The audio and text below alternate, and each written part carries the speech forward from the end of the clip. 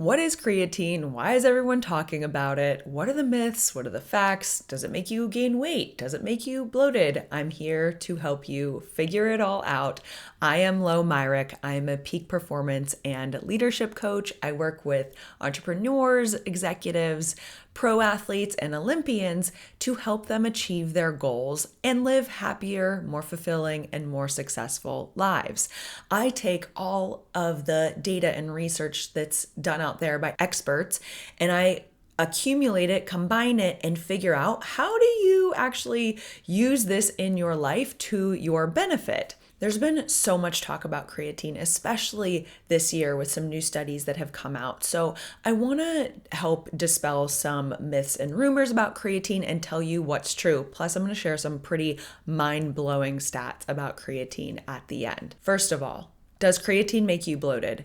The answer is a resounding no, and I'll tell you why. According to a meta-analysis that examined over 12 randomized controlled trials, across every study, participants built more lean muscle, lost body fat, and had no increase in total body water. That's massive. When you take creatine, it actually helps your muscles perform better, grow more quickly, and recover more quickly. And it does that through a process called intracellular hydration. That just means your cells are getting hydrated. That doesn't mean you're taking on and retaining a ton of water. Again, referencing that meta-analysis, the participants that used creatine had no increase in total body water. Across every study, the participants built more lean muscle and lost body fat. So you're not going to look puffy. This helps your muscles not only perform better, but you're going to look stronger. By the way, stronger doesn't mean bulkier. This leads me to the next myth, which is creatine causes weight gain. And a lot of people think that it especially causes weight gain in women. This has also been disproven by Dr. Abbie Smith-Ryan. She's a professor of exercise physiology and nutrition, and she's also the co-director of the Applied Physiology Laboratory at the Human Performance Center at the University of North Carolina, Chapel Hill. She is a renowned researcher and a leading expert in women's health, fitness, and nutrition. She's done studies with women across all phases of the menstrual cycle and found there was no weight gain associated with creatine. She's been studying creatine for years and says that creatine is low cost, minimal risk, and has high benefits, especially for women. Dr. Abbie Smith-Ryan has also done some really amazing research around creatine and bone mineral density, and she's finding really promising research that shows that creatine combined with resistance training can increase bone mineral density. So that's huge for anyone with osteoporosis, which is very common in postmenopausal women. Another myth, creatine is only for bodybuilders. Absolutely not. Creatine is for everyone. Creatine doesn't just benefit your muscles. There's actually new research out there that it benefits your brain. Dr. Stacy Sims and Dr. Rhonda Patrick, along with many others, have found that creatine actually has benefits to the brain, to your mood, to cognition, to helping low-grade anxiety and depression, and also it has benefits as we age to prevent cognitive decline. If you're still not sure, here's something that blew me away. Creatine has more than 1,000 research papers and studies supporting its use. It is now one of the most studied, safest, and most effective supplements on the planet. Now, let's get to some of those crazy stats I referenced earlier. Creatine has been clinically shown.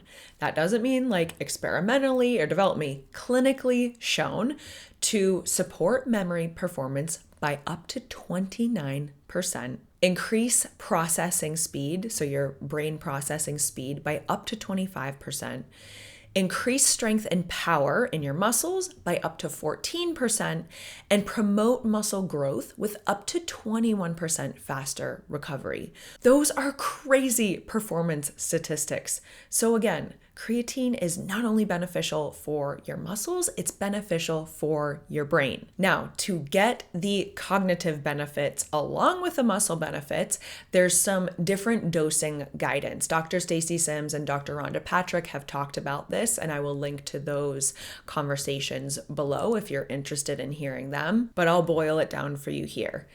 Taking 5 grams a day will support your muscles. In order to get the cognitive benefits, you do need a second 5-gram dose. And what they've said is that you need to split up those 2 doses. So you don't want to take 10 grams of creatine all at once. You want to take 5 maybe earlier in the day and 5 later in the day. I take creatine with food. I do have a bit of a sensitive stomach, so if I take it on an empty stomach, sometimes it makes me feel a little queasy, but not everyone needs to do that. I have clients, friends, and family members who can take it on an empty stomach and they're totally fine. Know your body. If you have a sensitive stomach, take it with food. That 10 grams a day will give you the long-term cognitive benefits, the processing, speed, and performance, also the mood boost.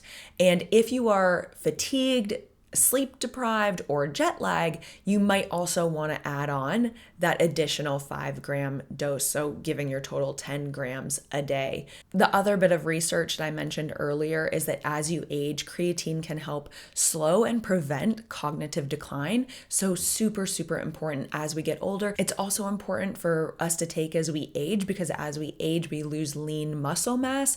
Lean muscle mass is one of the leading indicators of health, and also studies have shown that people with more lean muscle mass are less prone to falls and injuries, which is a massive issue over the age of 65. Last thing, women have 70% of the creatine stores that men do, so it's especially important for women to supplement with creatine. If you're going to take creatine, which I highly recommend, I take 10 grams per day, or if you're already taking creatine, make sure you're taking creatine monohydrate and you're using a brand that's third-party tested and certified. My preferred brand is Momentous. They actually have a couple different kinds of creatine. These are their new creatine chews that they just launched. They are so good. They're a lemon lime flavor. They're just in a little tablet. These are also great on the go. You don't have to mix them in water. You can just pop them in your mouth and chew them. Momentous also has the more traditional powdered form. They have unflavored and lemon. The lemon is so good and refreshing. Momentous makes their creatine with Creapure, which is the purest form of creatine, and they do not put any additives or artificial ingredients in their products. Everything you see on the label is what's there. They're also NSF Certified for Sport, which is the highest level of certification. That means Olympians and athletes can use these products without worrying that they're going to be contaminated, because every batch is tested. If you're interested in trying Momentous, I have a discount link for up to 35% off. You can get the link in the description below.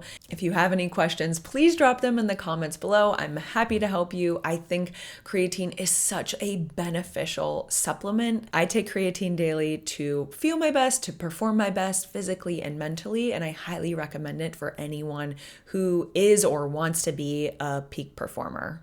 If you found this helpful, follow me for more. I talk about peak performance, leadership, mindset, and more on this channel with the goal of helping you live a happier, healthier, more successful life. Send in good vibes your way. Take care. Be well, my friend.